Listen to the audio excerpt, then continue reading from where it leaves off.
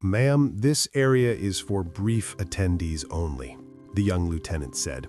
He held his hand up, palm flat, a gesture more suited to halting traffic than addressing a fellow officer. Lieutenant Commander Amelia Wilson didn't react, at least not in any way he could register. She simply finished pouring a cup of coffee, her movements economical and steady. The sterile, windowless briefing room, a sensitive, compartmented information facility, hummed with the quiet whir of projectors and air conditioning. A handful of other officers, Air Force colonels, Marine majors, Navy captains, were already finding their seats around the massive mahogany table, their conversations dropping to a murmur as they noticed the interaction. Amelia placed the small ceramic cup on the counter. "I am an attendee, Lieutenant," she replied, her voice even and low, carrying no hint of challenge. The lieutenant's jaw tightened. He was young, with the crisp uniform and overeager posture of someone who had memorized every regulation but understood none of them. He glanced at her green flight suit, not at the rank insignia on her collar or the gold wings stitched above her left pocket, but at her face, her hair tied back in a neat regulation bun. His eyes held the flat certainty of a man who had made an assumption and was now determined to see it through. "Spouses and administrative staff aren't cleared for this brief," he pressed on, his voice a little louder now, performing for the senior officers he imagined were silently applauding his diligence. "I'm going to have to ask you to wait outside." He hadn't even asked for her name. He just saw a woman by the coffee pot, and his mind filled in the rest. Amelia finally turned to face him fully. She wasn't tall, but she had a way of occupying space that made her seem anchored to the floor. Her eyes, a calm, clear blue, met his. "There must be a misunderstanding," she said, still maddeningly polite. "The only misunderstanding, ma'am, is your presence in this SIF." He gestured toward the secure door. "If you don't have the proper clearance, you are compromising this entire facility. Now, I need to see your credentials." The demand was a pure power play, an escalation designed to humiliate. Everyone in this room had already been vetted and triple-checked by security at the main entrance. This was a personal audit, a public challenge. Amelia simply reached into the shoulder pocket of her flight suit and produced her common access card. She held it out to him. The lieutenant took it, his fingers brushing hers. His eyes scanned the card, and for a fleeting moment, a flicker of confusion crossed his face. "LCD Wilson," it read, plain as day next to her photograph. Lieutenant Commander 04. He was an 02, a lieutenant junior grade, outranking him by 2 full pay grades. He should have stopped right there. He should have handed the card back with a stammered apology, his face burning with shame. He didn't. Instead, the certainty in his eyes hardened into suspicion. He held the card up to the light as if it might be a clever forgery. "This could be an admin error," he muttered, more to himself than to her. "A lot of records get mixed up during PCS season." He turned the card over, scrutinizing the magnetic strip and the chip as if he possessed some arcane knowledge of their inner workings.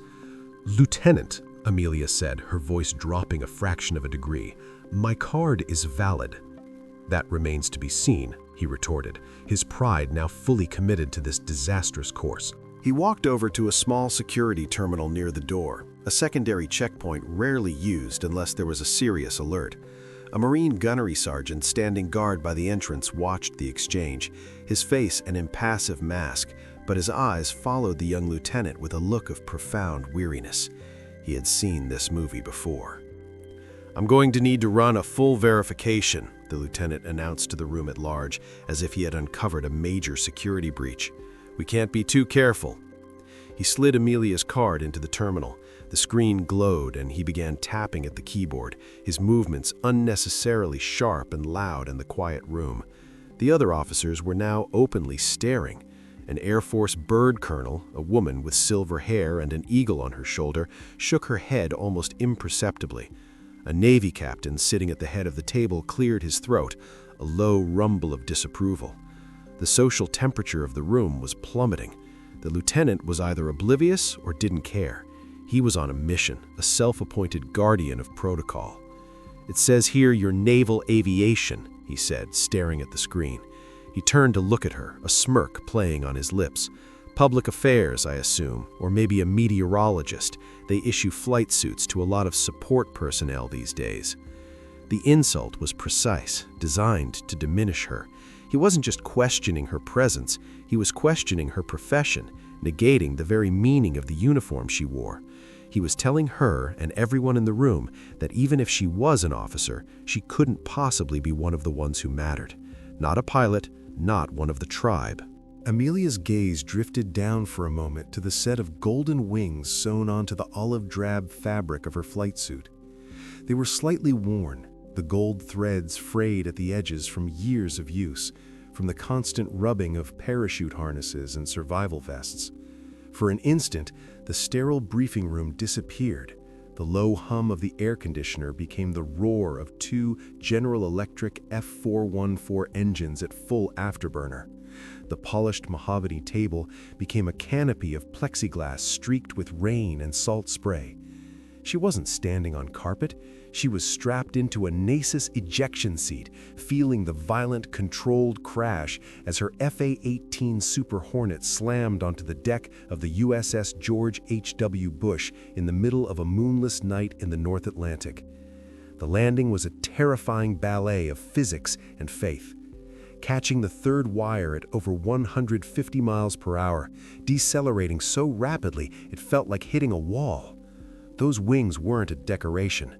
They were a scar, a memory, a testament forged in darkness and fire and the constant gut-wrenching fear that she had learned to master. They were earned. "Something wrong, Commander?" the lieutenant asked, his voice dripping with condescending concern. He had mistaken her momentary silence for weakness. Before she could answer, a man sitting halfway down the table leaned forward. He was a Marine colonel, his face a roadmap of sun and stress from decades of service. He had been squinting at Amelia since the confrontation began, a flicker of recognition in his eyes. He'd seen her before but couldn't place her. Then his eyes locked onto the small circular patch on her right shoulder, just below the American flag. It was a skull wearing a knight's helmet, the insignia of Strike Fighter Squadron 154, the Black Knights. And then it clicked. The colonel's blood ran cold. He remembered a dusty command tent in Helmand Province, Afghanistan. He remembered a desperate call for close air support, his platoon pinned down by heavy machine gun fire from a fortified ridge. He remembered the calm, steady voice that had come over the radio, the voice of the flight lead in the Super Hornet that had appeared out of the sun like a vengeful angel. "Gunslinger, this is Spectre 1. I have eyes on the target. Tell your boys to keep their heads down." He remembered the scream of the jet, the percussive, ground-shaking thump of the ordnance hitting the ridge with surgical precision, and then the blessed silence. He looked at Amelia, really looked at her, and he knew. This wasn't some public affairs officer. This was Spectre 1. The Marine colonel's hand moved smoothly, almost invisibly, to the smartphone on the table in front of him. He shielded the screen with his other hand, his thumb a blur as he typed out a text message. It was a short, urgent burst of words addressed to the one person he knew could fix this unfolding disaster before it became a full-blown catastrophe. The recipient was Rear Admiral Vance's flag aide. The message was simple. "Sir, you need to get the Admiral down to the main briefing room, now. The JG is trying to throw Spectre Wilson out." The phone vibrated almost instantly with a reply. "Who?" The colonel typed back, "The Spectre, VFA 154, the one from the Kandahar extraction. Get him here." A few miles away, in the hushed, wood-paneled office of the Commander Naval Air Forces Atlantic, Rear Admiral Marcus Vance was reviewing a logistics report. His flag aide, a young, sharp-faced captain, stepped into the room, his phone held out like a critical dispatch. "Admiral," the aide said, his voice tight, "you need to see this." Vance took the phone, his brow furrowed in irritation at the interruption. He read the text exchanged from the Marine colonel. His eyes widened slightly at the name. Spectre Wilson. It wasn't a name he heard. It was a name he felt.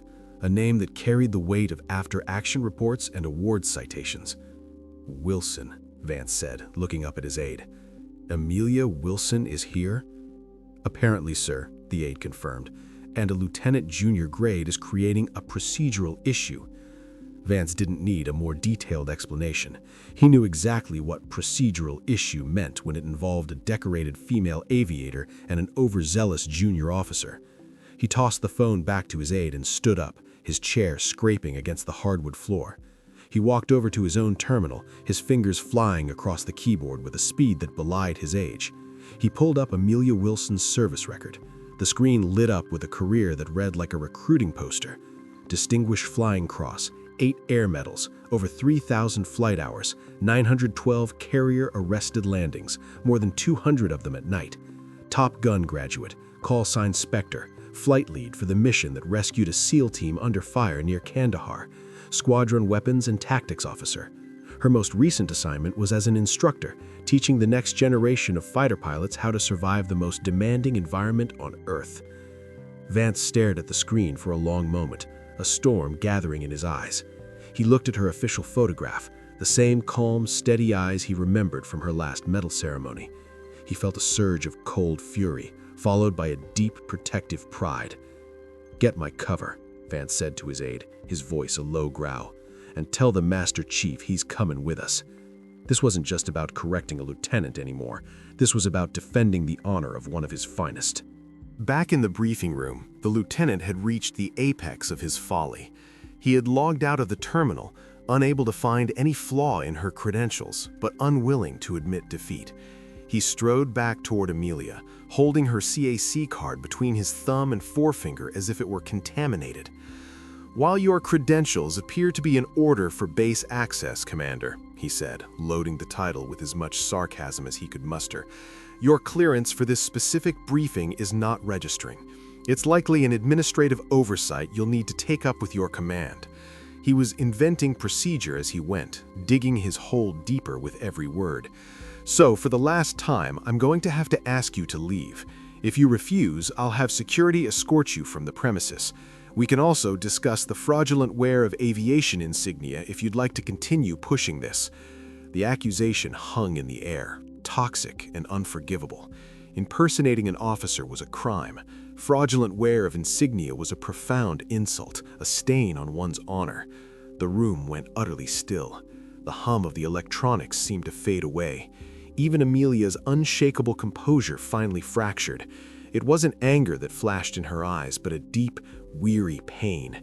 She had flown through thunderstorms, dodged surface-to-air missiles, and landed on a moving runway in the dead of night, all while wearing this uniform. And here, in a climate-controlled room surrounded by her peers, she was being told it was a costume. It was at that precise moment that the main doors to the briefing room swung open with a resounding thud. Every officer in the room, regardless of rank or service, shot to their feet. Standing in the doorway was Rear Admiral Vance, his 2-star flag glistening on his collar. Flanking him were his captain aide and the fleet master chief, a man whose chest was so laden with ribbons it looked like a military history textbook. They didn't walk into the room, they occupied it, their collective presence shifting the center of gravity in the facility. The young lieutenant froze, his mouth half open, Amelia's ID card still clutched in his hand. His face, which had been a mask of arrogant certainty, crumbled into a canvas of pure, unadulterated panic. He looked like a man who had just realized the bear he was poking was in fact a nuclear submarine. Admiral Vance's eyes swept the room, taking in the scene with a glance. He saw the officers standing stiffly at their seats. He saw the terrified lieutenant, and he saw Lieutenant Commander Amelia Wilson standing alone at the coffee station, looking more like she was facing a firing squad than attending a meeting. Vance ignored the lieutenant completely. He walked past him as if he were a piece of furniture, his gaze locked on Amelia. The Master Chief followed, his expression thunderous. Vance stopped directly in front of her, the stars on his shoulders gleaming under the fluorescent lights. The silence in the room was absolute, a palpable pressure. He didn't salute, not yet. A small, wry smile touched his lips. "Spectre," he said, his voice quiet, but carrying to every corner of the room. "I was wondering when you were going to grace us with your presence. It's been too long." The call sign, Her aviation name, her warrior identity, echoed in the stillness. It was a thunderclap. The young lieutenant flinched as if he'd been struck. The Marine colonel allowed himself a small, satisfied nod. Several other officers who had served in the air wings exchanged looks of dawning comprehension. They knew that name. They knew the stories. Vance then turned to address the entire room, his voice rising to a command tone. "For those of you who haven't had the privilege," he began, his eyes sweeping over the assembled officers before finally landing like twin lasers on the petrified lieutenant, "allow me to introduce Lieutenant Commander Amelia Wilson. She has over 900 traps on a carrier deck, which for you Air Force and Marine folks is like trying to land a fighter jet on a postage stamp in a hurricane at night." A low chuckle went through the room, breaking the tension. She was the lead pilot on the strike package that took out the insurgent command and control bunker in the Korangal Valley, a mission that saved the lives of 17 Army Rangers.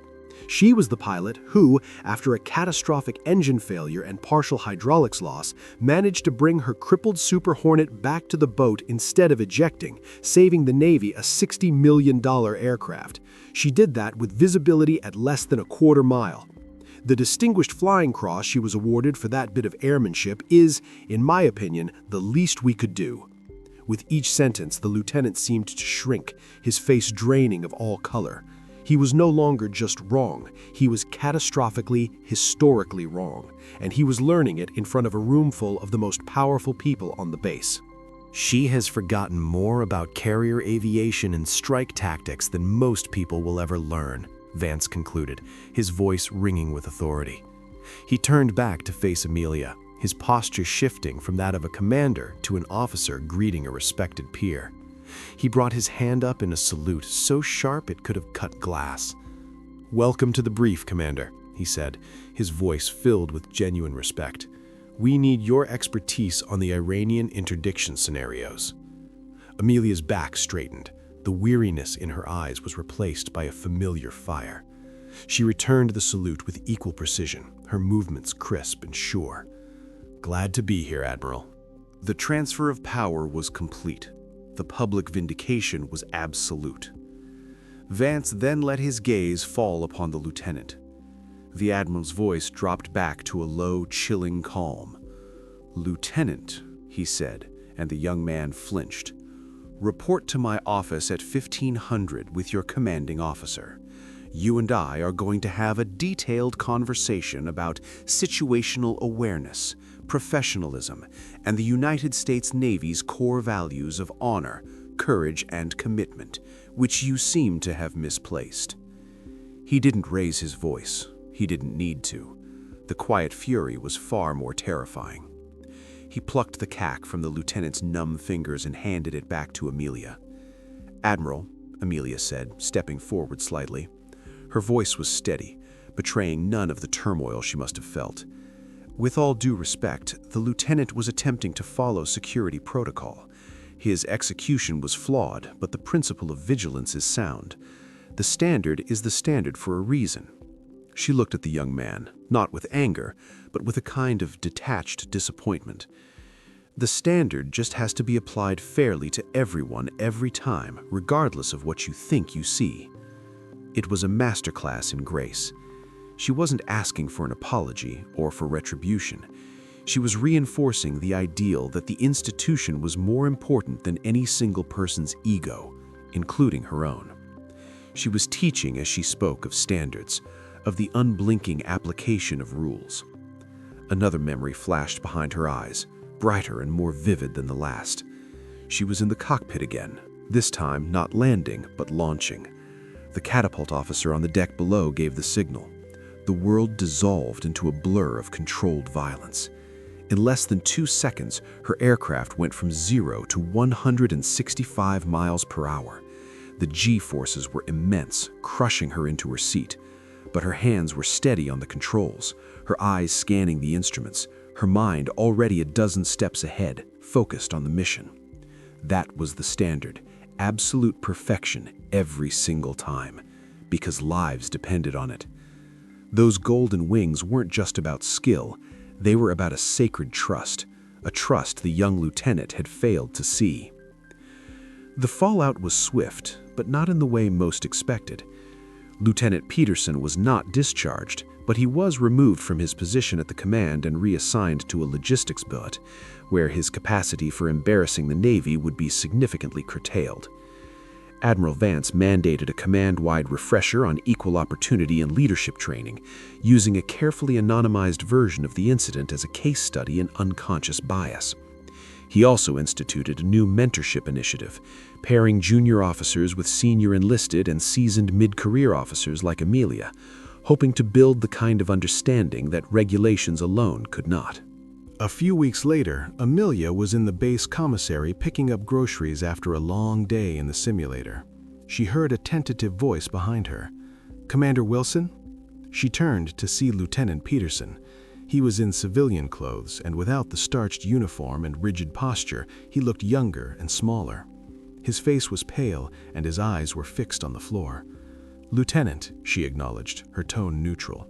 He finally looked up, and she saw genuine remorse in his eyes. "Ma'am, Commander, I just wanted to say I'm sorry. There's no excuse for my behavior in the briefing room. It was unprofessional, disrespectful, and completely out of line. I was wrong." He said the words like a penance, something he had been practicing. "Thank you for what you said to the Admiral. You didn't have to do that." Amelia studied him for a moment. She saw the shattered pride, but also a flicker of something new, humility. "We all make mistakes, Lieutenant," she said, her voice softening. "The important thing is what we do after. Learn from it. The next time you see a uniform, see the sailor, not your assumption of them. See the rank they earned, the insignia they bled for." He nodded, swallowing hard. "I will, ma'am. I promise." She gave him a small, tight smile. "Good. Now, go buy your groceries. And Lieutenant," he looked up, "tuck your shirt in." A hint of the old Spectre was back in her eyes. He looked down, embarrassed to see his t-shirt untucked, and quickly fixed it. It was a small, simple course correction, a seed of mentorship planted in the unlikely soil of a public humiliation. The story of Lieutenant Commander Spectre Wilson is a powerful reminder that heroes wear many faces, and valor isn't always found in the cockpit of a fighter jet. Sometimes it's found in the quiet dignity of standing your ground. If you were inspired by her story, please like this video, share it with others, and subscribe to Military Stories for more incredible stories honoring our women in uniform.